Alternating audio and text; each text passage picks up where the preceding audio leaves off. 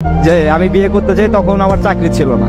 তখন ওর মা বাবা ডিরেক্ট বলে যে না, বিয়ে দিতে পারবো না। তখন ও সবার সামনে একটা কথা বলছিল, আমার এখনো পরিপূর্ণভাবে মনে আছে, আমি ওর সাথে চলে যাবো। ও আমাকে যদি রাস্তায় নিয়ে রাখে তাতেও আমি থাকি। তোমাদের যদি ভালো লাগে তোমরা আমাকে দিতে পারো, আর যদি না দাও আমি নিজে চলে যাবো, আমাকে আটকাতে পারবো না। তো তখন কথাটা শুই না, মানে এতটা ভালো লাগছিল আমার, আমি আসলে বলে বোঝাতে পারবো না যে এত ভালোবাসতে পারে কেউ।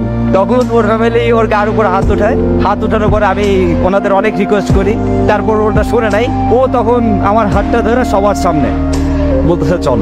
সবাই বলছে না যে তুমি কিছু করতে পারবা না, আমি সবার একদিন দেখাই দেবো যে তুমি কিছু করতে পারবা, তুমিই পারবা, তোমার দ্বারা সবকিছুই সম্ভব, আমি সেটা প্রমাণ করাই দেবো।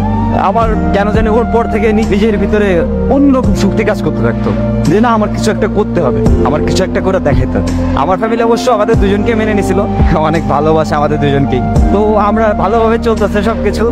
আমার ওই যে জেদটা, যে আমার বউ বলছিল যে না, তোমার কিছু একটা করে দেখাতে হবে আর তুমি পারবা, সেই জেদে আজকে আমি অনেক ভালো কিছু হয়ে গেছি। জীবনে একটা জিনিস কি জানেন, খুশি থাকার জন্য টাকা পয়সার দরকার হয় না। টাকা পয়সা আজ আছে কাল নেই, টাকা পয়সা আজকে নাই তো কাল আসবে, আসবে কিন্তু এমন একটা মানুষ দরকার, এমন একটা ভালোবাসার মানুষ দরকার, যে মানুষটা আপনার শেষ অবধি আপনার পাশে থাকবে, আপনার কাছে থাকবে, আপনাকে ভালোবাসে আপনার হাতটা শক্ত করে জড়াতে থাকবে।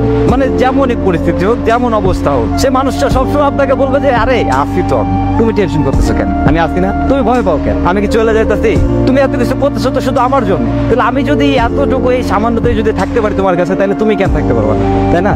তো থাকো তুমি আমার সাথে, এটাই হবে আমার, আর কিছু লাগবে। জীবনটা ছোট, আর এই ছোট জীবনে ভালোবাসার মানুষটাকে পেয়ে গেলে যে আনন্দটা